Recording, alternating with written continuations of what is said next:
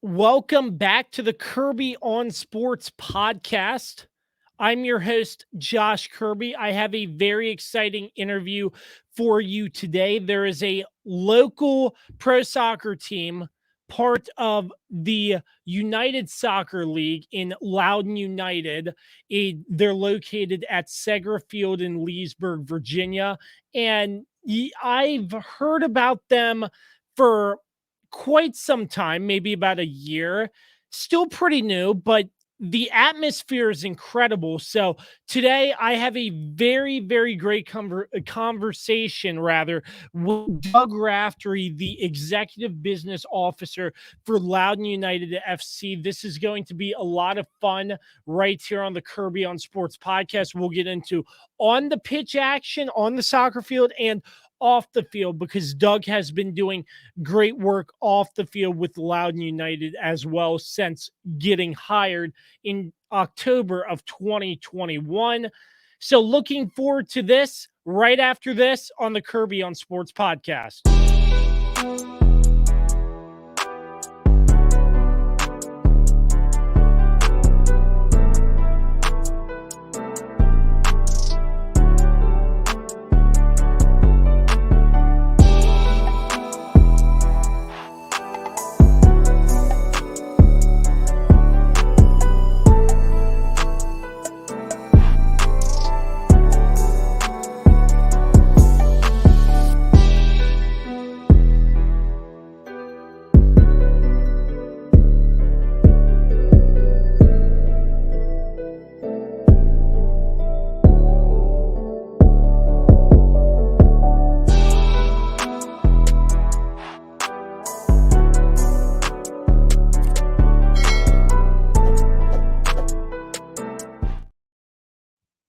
Once again, we won't waste any more time talking about Loudoun United. We'll bring in the executive business officer for Loudoun United, Doug Raftery. Doug, it's been a while, sir.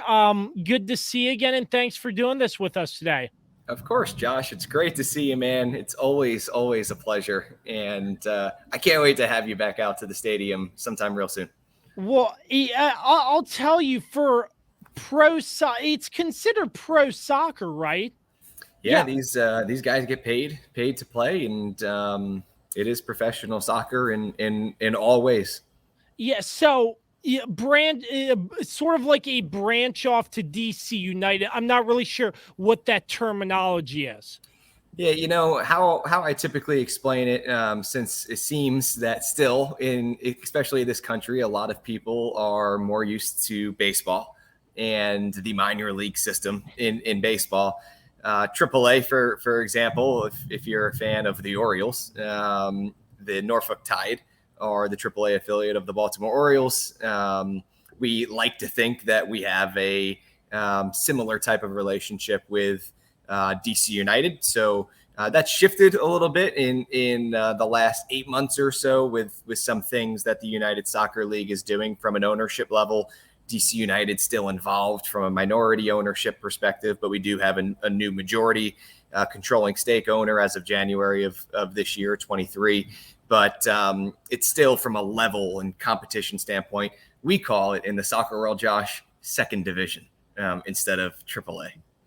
So anyway, sort of like that relationship with DC United.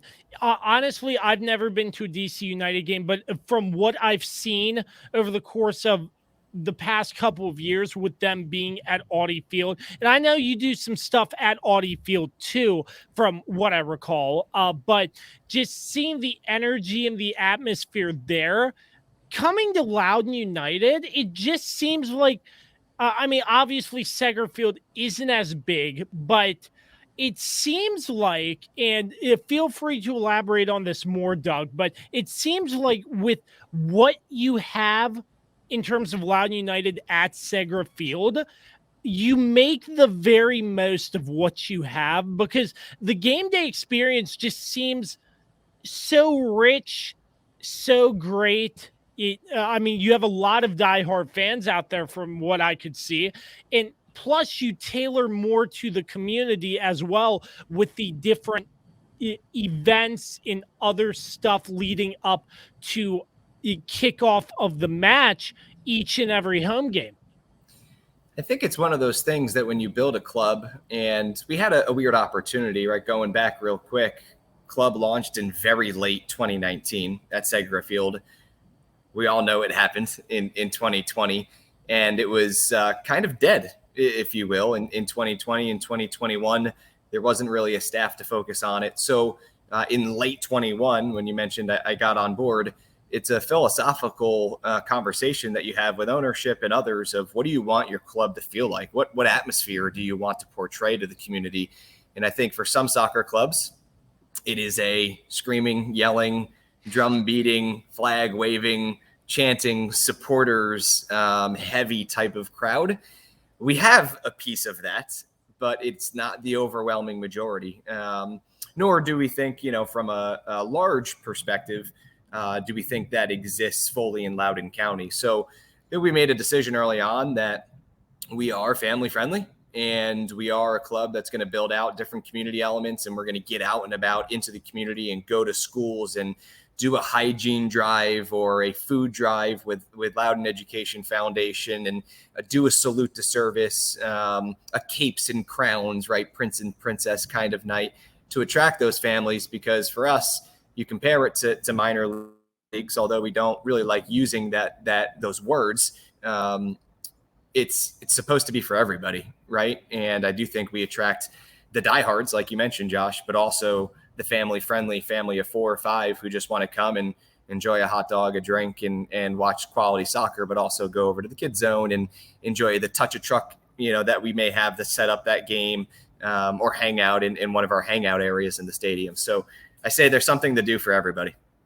So just looking back, you spent 3 years from 14 to 16 with the Frederick Keys, director of sponsorship and the radio play-by-play. I just got to ask, since this is a podcast, do you miss radio play-by-play? I do. It's funny. I get asked it a good amount. And I always say, and I never deviate from this answer, I miss the play-by-play.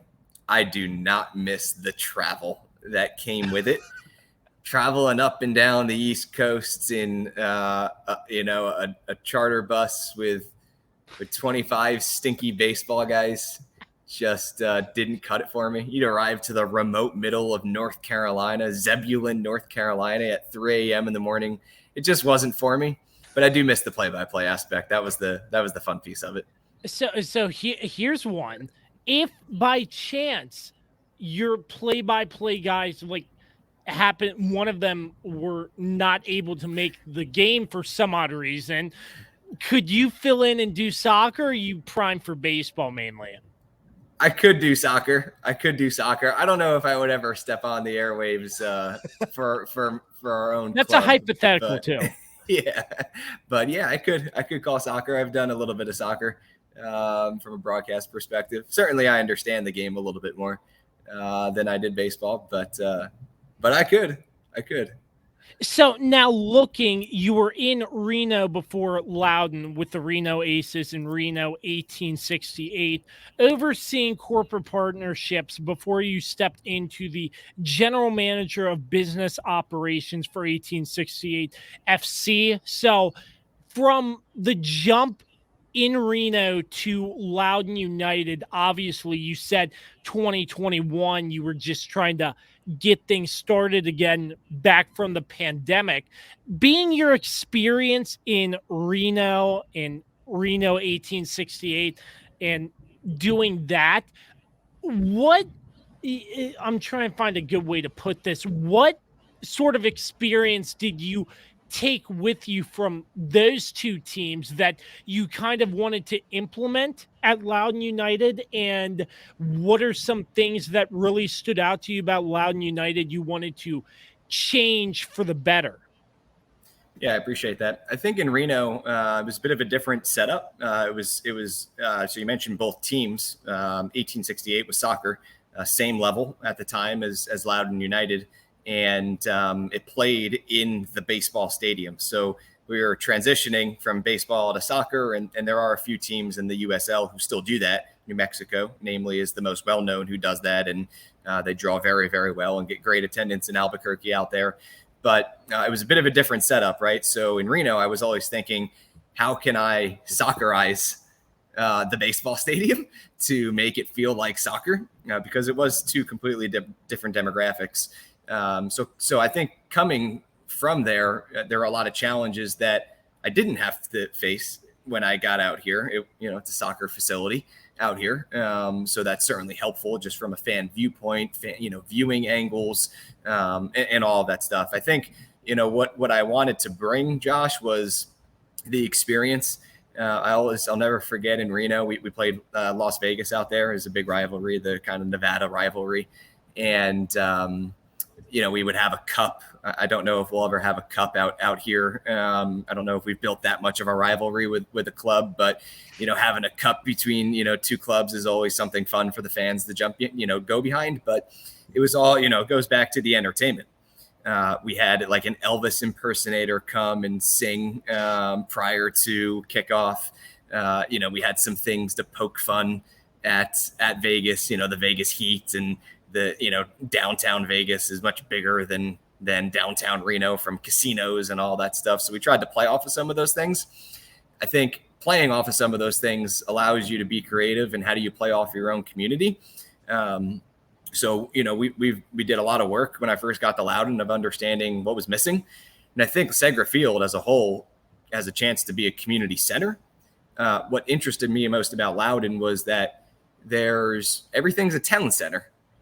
And you just go from town center to town center, and everyone in their own town center just does their own town center things. There might be some like more hot spots than not, like one Loudoun and a couple other places, but I didn't think there was like a main gathering point. So when we talk about themes and promotions, whether that be an Elvis type of thing, right? We haven't gone that wacky in Loudoun yet, but we heard a lot of feedback from families that they thought it would be awesome if right after school ended, we threw a big party for them. We heard a lot from PTAs and PTOs that like the week, that week or the week after school ends, they're like, man, like not everyone, no one goes on vacation. Everyone waits for a week or so. So they didn't tell us what to do. But we were like, well, we should throw an end of school bash then. Why wouldn't we? So we made that our main theme night back in June and did an end of school bash with more inflatables and bounce houses and games and face painting and balloon twisters and then fireworks in the end, which has kind of become a staple for Loudoun United games. So I wouldn't say like there's anything in particular that it's been from Reno to here, but I think the creativeness of what I was forced to do in Reno has helped, in the transition and the end of, back to school bash being one of those. I'm curious, through all the different theme nights and everything you sort of have throughout the course of a season, different charity drives, like you mentioned, what's sort of like that driving force in terms of who comes up with that? Is that solely you, or do you collaborate with a bunch of different people to figure out what might work best or what you want to implement in a game day? Yeah, we well, certainly, let's be clear, right? I am one person. I do have a team that's phenomenal. And so we have a full-time staff of 13 right now. So between tickets and partnerships and marketing and community and operations and all that. So we do have a great team around us, most of which are based in this area. And it's a collaborative effort. I'd say if not all 13 touch it, not each theme, but we do, a lot of them do. There's a lot of crossover, a lot of recommendations that come from just your regular account executive, which I think is really neat. I push, our staff to how do we be involved? And I would say that we ask ourselves 6 things when we start talking about theme nights. Number 1, does it get you off the couch? Like, these are the things that we're asking ourselves of the general public. Does it get you off the couch? Can it help sell group tickets in particular? Meaning, would a business want to come out for it, or would a karate studio or whatever it might be? Does it add just general value for the fans? Is it going to generate media attention, social media attention, regular media attention? Is it going to impact our per caps, meaning, food and beverage, what people are spending at the stadium? And then is there a community play? Meaning, is there a hygiene drive or something else that, we're doing at the gate, or we're doing stuff in the community leading out to the game, like visiting a bunch of firehouses in the area leading up to First Responders Night. So those are the 6 things that we talk about before we make any decisions on any theme nights. But each of the 17 home matches is an event. It's a theme. It's a party. And there's multiple layers typically on every single match that get built out around those 6 questions from a whole team. So what does it mean to you in the staff to have sort of that big community presence in the area when it comes to a pro soccer team in Loudoun United? For me, Josh, it's why we exist. It's pretty simple. If the community doesn't support you, you're done for. So our saying is that we have got to get into the community for the community to come to us. And I think we have made waves in that, from schools to local YMCA to youth soccer clubs, and much, much more. So we'll end up, last year, even in 2022, we had, it was in the low 20s. I'm going to say it was 22 community appearances. We'll end up with 70 plus this year. Wow. Which is obviously a massive jump. So the community team, the full-time staff goes out and goes to those events. That is extra time that they are spending at fields or wherever it might be, farmers markets. So it's a big ask that we make of our team, and everyone's on board. And it means a lot, that our team's on board, but also that the community accepts us and wants us to be there. So in your time at Loudoun United and Segra Field, Loudoun United has seen some exponential growth. Attendance of 130% increase, 66% in sponsorship, merchandise, food and beverage, over 70%, in just a whole list of growth. What does that mean from your time from 21 to 22 to have that much growth within the club in those different areas? It's been unbelievable. The support's been great. It obviously makes me smile. I think that the crazy part is that we still have so much work to do to get to where we want to get to and understand what the plateau is. I don't think we're even close to the top. So that's what's exciting and keeps us driving. So I think that, all the increases are great. With increases, you need to make sure that your experience, everything from ingress and egress and parking and food quality and all that stuff, right? That stuff can get compromised as you grow. So we've done a lot of work with survey feedback requests from fans and understanding what our pinch points are. And we know what they are. Some we can fix and some we'll have challenges fixing immediately. But I think, we respond back to every single fan who submits a feedback survey. Sometimes that's 50 a game. Sometimes that's 150 a game. So between me and our leadership team, which consists of 3 others, we respond to every single one. So I think that alone, right, is probably part of the reason of the increases, is that we respond, we care, and we want people to come back, and we want them to have a good time. And does it help also you have like other events there, like the Taste of Nova festival, the Food, Beer, and Wine Festival, and the international friendly that just took place, Ethiopia versus Guyana, the men's international friendly, along with the Sounds of Segra Field concert series, stuff like that? I would imagine that helps with that as well, not just playing soccer on Segra Field. It does. I mean, listen, right? We know how long the calendar year is, right? 365 days. So Loudoun United is 17. It's only 17. So there has to be more at the facility. I think that from, those events that you mentioned, the answer is yes, right? We've definitely seen folks come to those events who have never been. to a Loudoun United match. Obviously, our goal is to get them to a Loudoun United match. So there's a lot of reserving, right? There's a lot of the good old behind the scenes data acquisition and how do we make sure that we're taking advantage of that stuff and inviting people out to come enjoy a Loudoun United match. So yes, I think that all of those things will end up having close to 20 just special events this year. And we had 0 in 2022. So if I had to guess, we're going to have some percentage increases in attendance for Loudoun United in 2024 as well, just from more people coming to games late in the year here and getting some commitments for season tickets throughout this offseason. So looking ahead, I know you probably have to look ahead in your position sometimes with all that's going on. So tell me, just looking ahead, what are you envisioning? And you don't have to go too deep if you have secrets that you're slowly starting to unveil, but what are you looking for in years to come with Loudoun United in terms of what do you want this to eventually be? Because I'm sure there's no end goal because stuff's constantly changing and evolving, but yeah, basically just what are you looking to do next year, the year after, to make it even a better experience? Yeah, I think a few things. So one is from a couple things that probably won't seem that big to the general fan, but they are, and it'll affect the experience.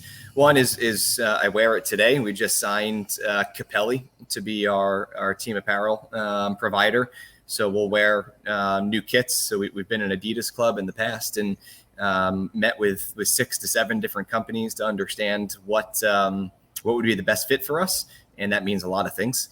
And Capelli was the clear winner. So we'll have Capelli leading into 24 for a multi-years. And the biggest thing with them is that it'll allow us to design a new kit, 2 new kits in particular, that will be customized. A lot of Adidas and Nike jerseys that you see, like you just change the colors. It's the same model, right? That every team has. You just change the colors.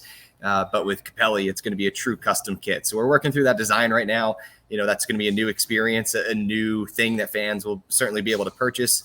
I highly suspect that our jerseys right now are $99, fairly high. Our price will drop significantly for jerseys due to a lower cost, and that's an exciting one. Starting in 2024, we have Chorus, which is a new front of kit sponsor. So that's in the front of our kits. We'll have a logo for the first time since 2019. Not all that really, I guess, exciting for the general fan, but what it will do is it will allow us some more flexibility from a business standpoint to make sure that we're getting the right guys, players financially, treating them the right way, getting them the right food, and enhance the experience in more ways than one, right? So we work hand in hand with Chorus to explain what their mission is, but also it's funds, right, for the club to be able to operate, which is massive. And then we have a few things up our sleeve that I can't actively discuss, but there will be multiple announcements coming out. I'd say the biggest one, and I can say it because it's signed, sealed, and delivered. We haven't really publicized it all that quite yet. Is we won't be charging on site for parking next year, which was a massive pushback from a lot of fans who would visit the first time. Getting an $8 parking charge on top of your $20 ticket seemed like a big ask for a lot of folks. So that'll be a big thing for us leading into 2024. And then there's a couple other things that we're excited to launch that'll be coming out probably in the next 30 to 60 days. So more to come, but those are a few sneak preview items at least. Absolutely. Well, a Capelli Sport, I must say, I saw that news release not too long ago, and I'm really excited to see how these kits turn out. Yeah, it's going to be neat. The design process is awesome. Going back and forth, we have not fully designed the kit yet, so I can't even talk about what it's going to be, but it's going to be neat from what I have seen, and it's going to be so much more different than what this fan base has ever seen.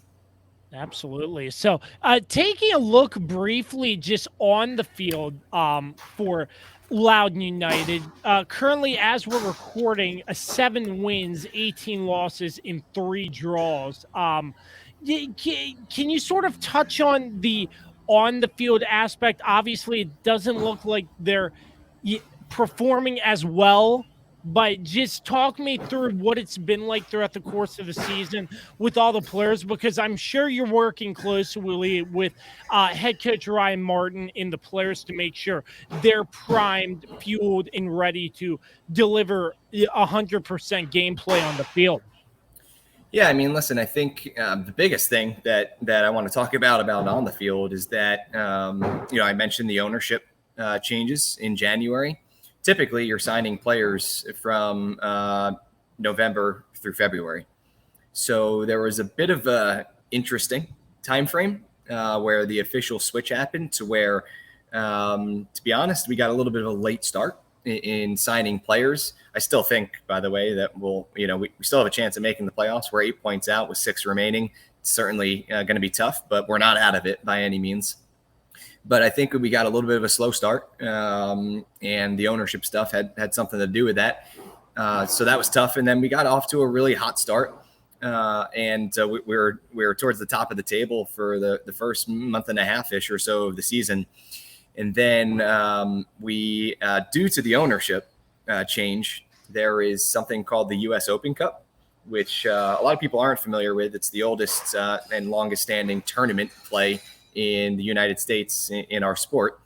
And it's anything from beer league soccer to amateur league soccer to major league soccer.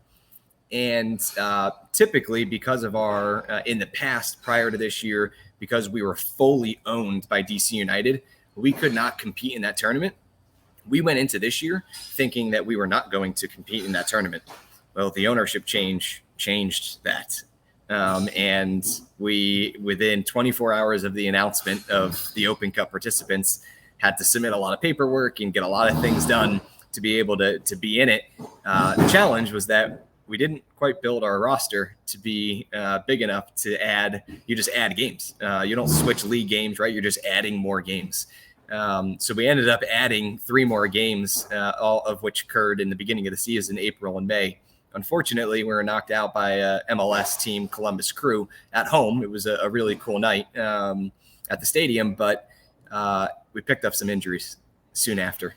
And it kind of started a little bit of a domino effect from an injury perspective. And with how shallow our roster is, we became even more shallow, and we ran into some challenges on the field. So we're hopeful. We are a believer that the Open Cup had something to do with it, with the injuries.